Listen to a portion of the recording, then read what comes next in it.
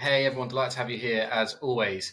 Today's topic is what makes a good fit client for your freelance business. So let's go through some of the basics and I'll explain some actions for how you can review these towards the end of the video as well. So the first thing you need to align on, I believe, is your values. So this concept of start with why. You should have gone through that process for your freelance business. Why is it you're doing what you're doing? What do you want to achieve? Who do you want to help? All of those things come off the back of understanding your why. What is your purpose for your freelance business? Who do you want to help? How can you best do that? And then obviously you go and deliver your service. So once you understand your own core values, your why, you can start to try and identify and partner and work with clients who have similar values. Now, of course, you're not going to be perfectly aligned with a list of 5 or 6 core values you have that match up exactly the same, but maybe there are a few sort of non-negotiables for you.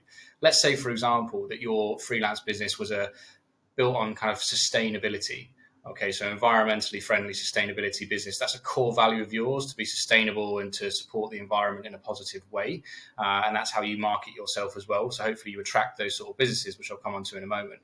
But then maybe you get a lead or a prospect or a referral where potentially their business is not particularly sustainable. Maybe what they produce isn't fantastic for the environment, for example. That's going to be an example of a mismatch between your core value and the client's core value. Now, I mean, it might not be a core value of theirs, to be honest, but it just misaligns with yours in terms of what they actually deliver. So they're the sort of things you can start to consider when trying to find a good fit client. Now, at this kind of very core level, it's difficult to actually understand unless you can tease some of those things out. Now, in that example, it might be very obvious if you know the type of product or service they're delivering isn't environmentally friendly. However, some of those underlying values are going to have to come through conversation. So that's why you have to really go through a detailed sales process. I'll link to the video on how I suggest you go through a sales process, but that will help you understand if they're a good fit client on this core value level as well. Now, the next thing is, can you genuinely help them? This is a really important point. And I think particularly when you're just starting out and maybe you're trying to build up a client base, hopefully you're not coming from a position of kind of desperation at all if you've gone through the steps I've talked in other videos about getting yourself prepared for freelancing. But when you are in that mindset, you can start to risk taking on projects where I'm not saying you definitely know you can't help them, but you're maybe not absolutely clear that you can. But you think, there's an opportunity to do the deal, bring in some revenue, and you'll kind of find out, down the line.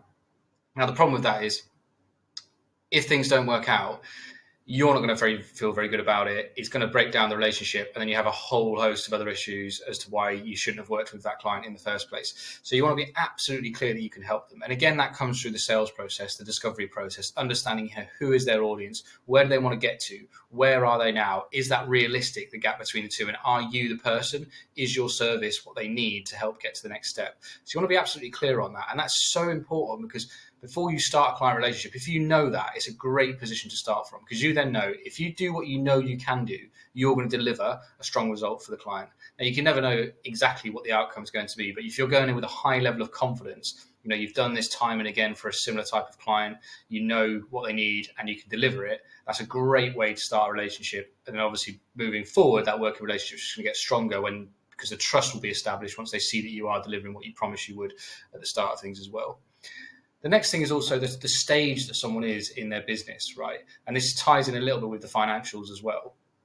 Because a good fit client is a client that can afford your services and isn't someone that's going to try and squeeze you on price right down to a level where you're uncomfortable, because that's a really bad way of starting a client relationship, in my view.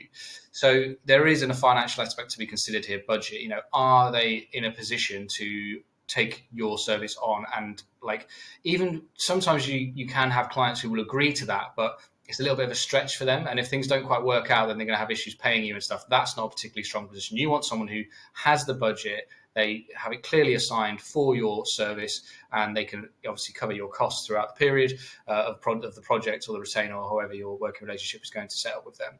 And that, as I said, that's linked to the time, of course, of where they are in their business. Because if they're a brand new startup and they're scratching around, if they're bootstrapped, maybe that's going to be difficult for them.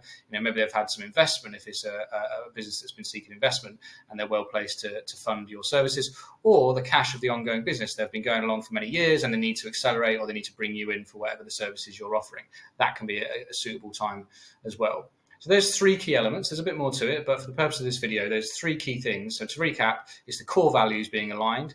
It's that you can genuinely help them through your service and product, and that it's the right timing and budget for those for the client as well.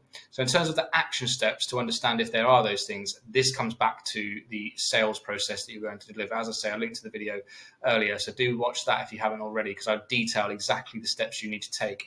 There's also a free ebook in the description below, which is called From Lead to Client, a step-by-step sales process. And that goes through step-by-step each of the steps I suggest you should take through your sales process, through which you will identify these three key elements that I mentioned. So you're very confident it's a good fit prospect, it's a great client for you to work with, and you can go into that working relationship with a really optimistic and positive mindset, which always is the best foundation for your new client relationships. Hope that was useful as always. Please subscribe to the channel if you're not already, and I look forward to seeing you on the next one.